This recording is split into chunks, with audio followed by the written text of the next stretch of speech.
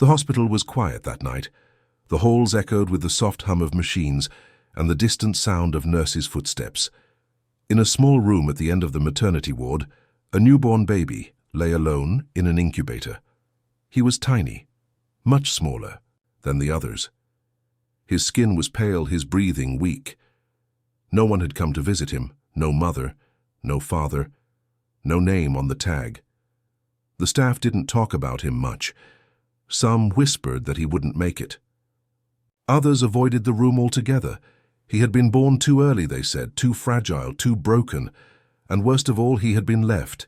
His mother had walked out just hours after giving birth. No explanation, no note, just gone. Most people passed by his crib with pity in their eyes.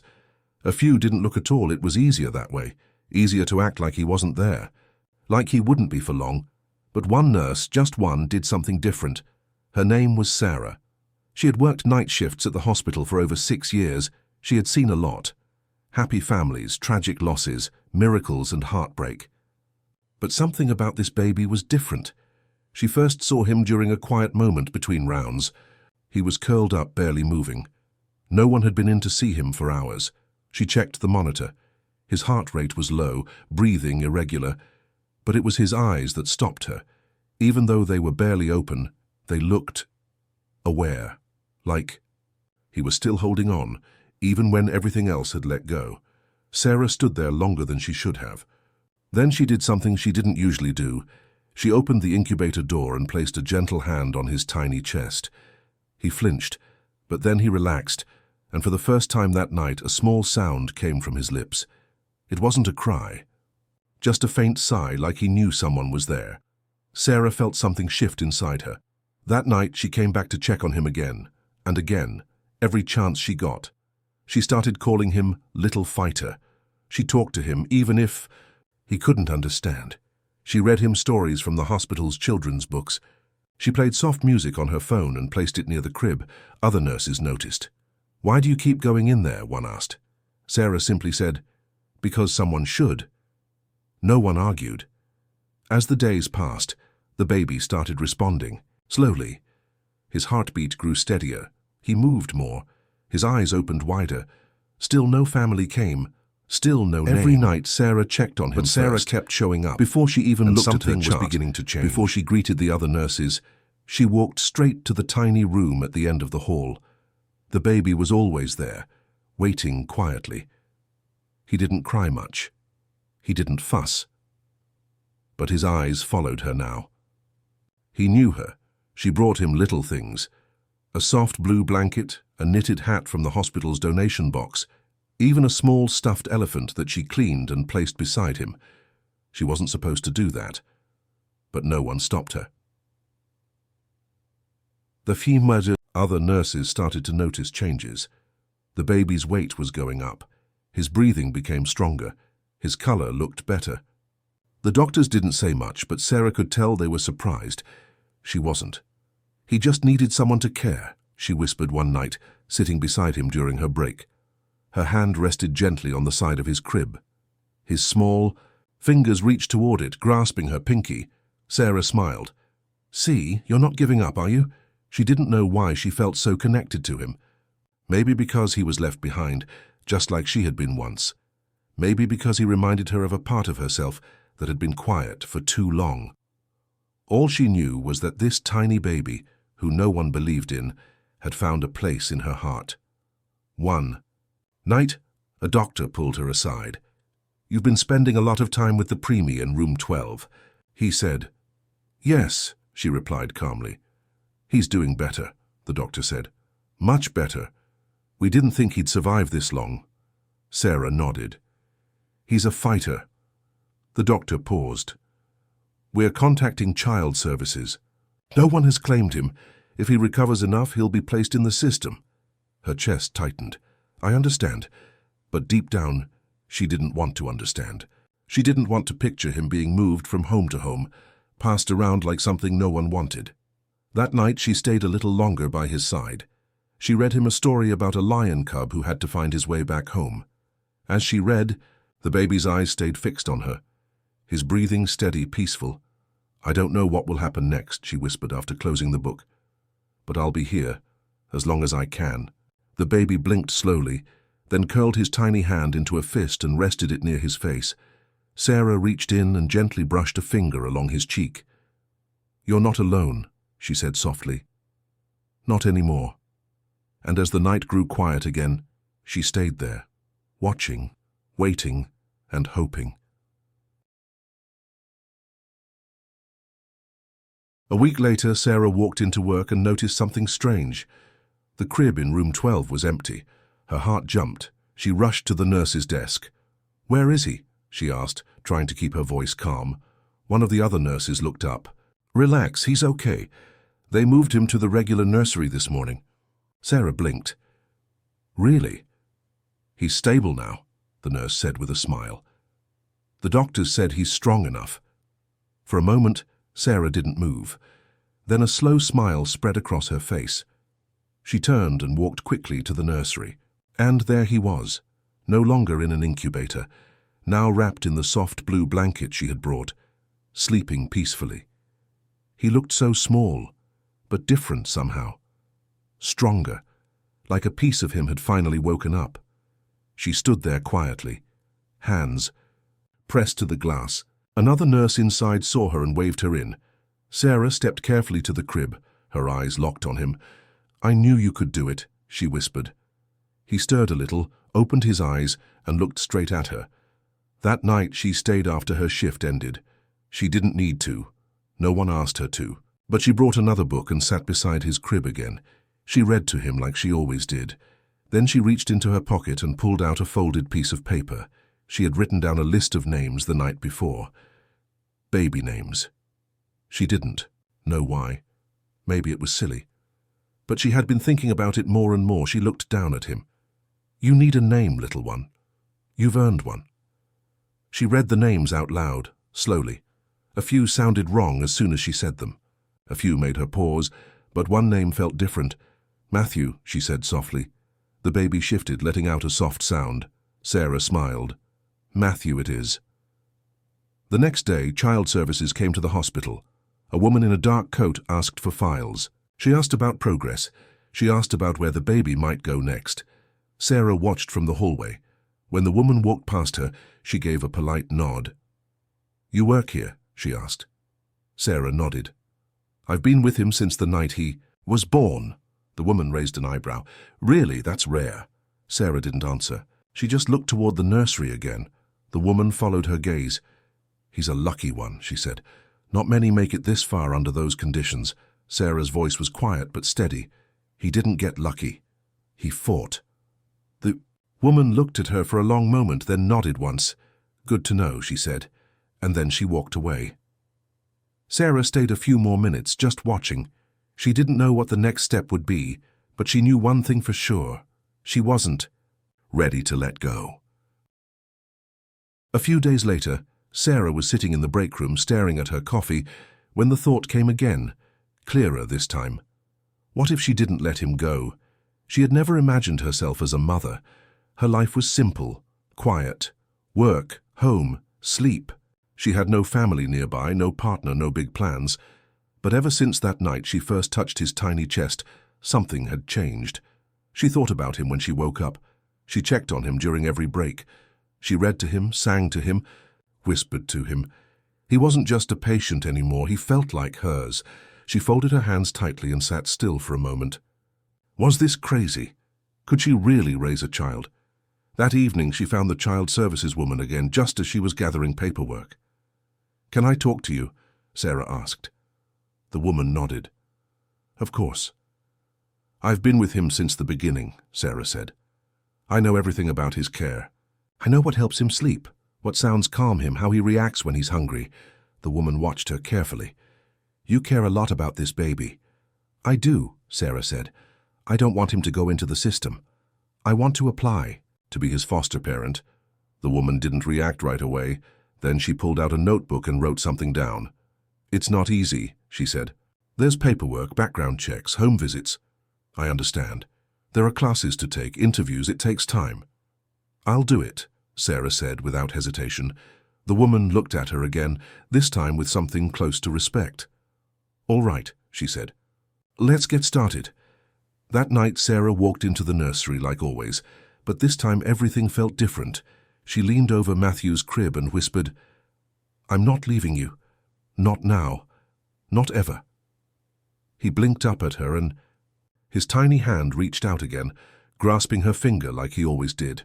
In the following days, Sarah stayed busy. When she wasn't working, she was filling out forms. When she wasn't filling out forms, she was answering questions.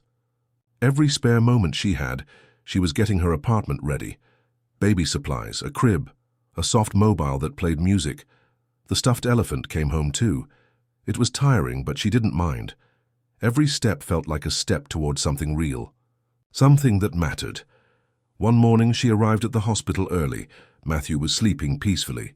She sat beside him and smiled. "You're coming home soon," she whispered. "We're almost there." The nurse beside her raised an eyebrow. "Are you serious about this?" Sarah nodded, completely, and as she held Matthew's hand again, she knew this wasn't just about saving a life, it was about starting one. The day finally came. Sarah stood outside the hospital nursery, her heart pounding in her chest. She had gone over everything twice. Matthew's clothes were packed, the car seat was installed, his new crib was waiting at home, and all the paperwork was done. She had passed the background check, completed the interviews. Her apartment had been inspected. Everything was approved, but still she felt nervous, not because she doubted her decision, because it suddenly felt real. For weeks, she had poured her heart into this little boy. She had watched him fight, watched him grow, and now he was hers, to take home. She stepped into the nursery, and the nurse on duty gave her a warm smile. "Big day?" Sarah nodded. "Biggest one yet." Matthew was awake, wrapped in the same soft blue blanket. His eyes were wide, and when he saw her, his face lit up. Not a smile exactly, but a calmness, like he knew her, trusted her, knew this, was right. Sarah lifted him gently from the crib. He felt heavier than before, stronger, healthier. She pressed her cheek to his head, closing her eyes for a moment. "You're coming with me," she whispered, as she walked him out of the nursery. A few of the nurses paused in the hallway to watch. Some smiled. One clapped softly. They had seen the whole journey. They knew how far he had come, how far she had come. At the hospital exit, the same child services worker met her at the door. She looked at Sarah, then down at Matthew in her arms. "You've done something incredible," she said quietly. Sarah shook her head. "He's the one who fought. I just stayed beside him." The woman handed her one last paper. "You're officially his foster mother now. This is the beginning." Sarah held the paper in one hand and Matthew in the other. "Thank you." She walked out into the sunlight, blinking as her eyes adjusted. The air felt fresh, free. The car was just a few steps away, but the moment felt huge. She placed Matthew gently into the car seat, making sure every buckle was secure. Then she got in the front seat and sat still for a second, hands on the wheel. She looked at him through the mirror. He was already dozing off, peaceful and safe. A tiny smile pulled at her lips. They drove home in silence, just the hum of the road and the beating of her heart. At the apartment, she carried him in slowly. Everything was set up, just like she'd planned. She placed him in the crib, pulled the soft blanket over him and turned on the mobile. Soft music played. He slept soundly. She sat beside the crib and watched him for a long time. No alarms, no wires, no hospital sounds, just him and her. The days that followed were quiet, but full. Sarah's life began to change in small ways. Her mornings started earlier, her nights ended later, bottles to warm, diapers to change, lullabies to sing. She was tired, more tired than she'd ever been, but it was a different kind of tired, a good kind, a kind that came with purpose. Matthew adjusted quickly. He didn't cry much. He liked music, especially when Sarah hummed while folding laundry or washing bottles. He stared at her when she talked, as if trying to understand every word.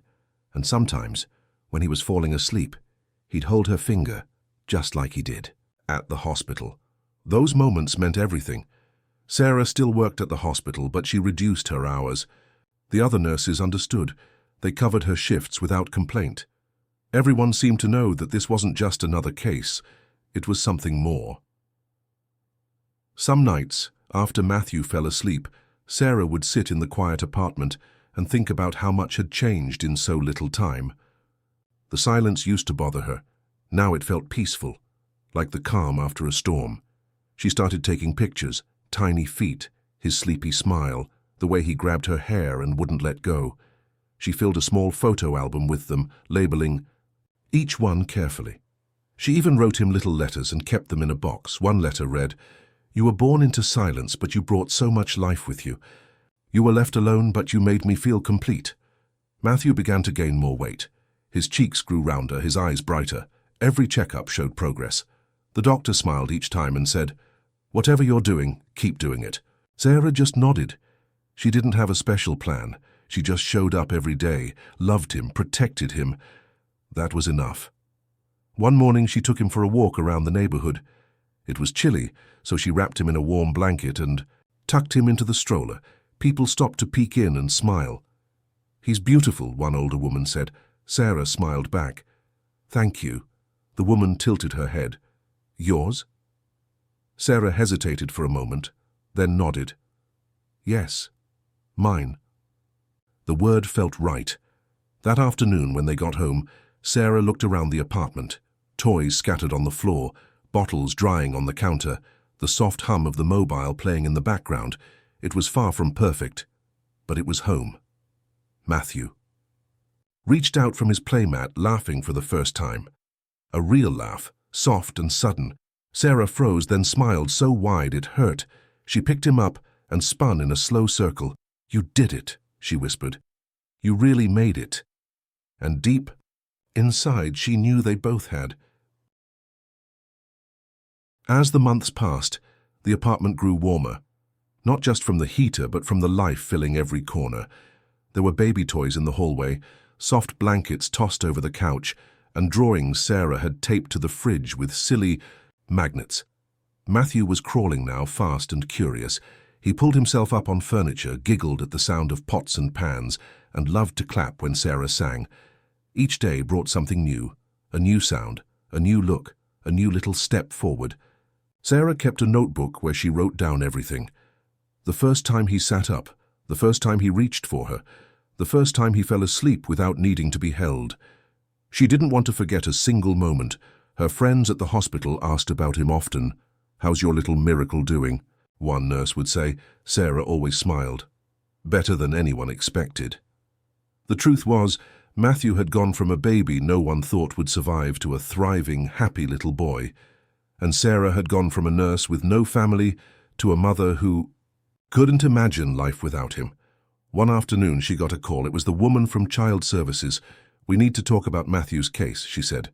Her voice was calm, but Sarah's heart still skipped. "Is something wrong?" Sarah asked quickly. "No, not wrong. But it's time to talk about next steps." Sarah sat down, her hand gripping the phone tightly. "You mean adoption?" "Yes," the woman replied. "You've been his foster mother for over 6 months, and you've done more than anyone ever expected. If you're ready, we can begin the process to make it official." For a second, Sarah couldn't speak. She looked across the room where Matthew was sitting with a book in his lap, chewing on one corner. He looked up and smiled when he saw her. "I'm ready," she said quietly. "I've been ready." The weeks that followed were filled with more paperwork, more meetings, more waiting. But this time Sarah didn't feel nervous. She felt steady. She had already been showing up every day. This was just the final step. The night before the adoption hearing, she sat beside Matthew's crib like she always did. He was already asleep, breathing softly, his little hand curled near his face. She reached through the bars and touched his arm gently. "Tomorrow," she whispered. "Everything changes." But in her heart, she knew the truth. Everything had already changed the moment. She said yes. The moment she stayed beside him when no one else would. Now it was just becoming official. The courthouse was quiet that morning. Sarah stood in the hallway holding Matthew in her arms. He wore a tiny navy blue sweater and soft grey pants.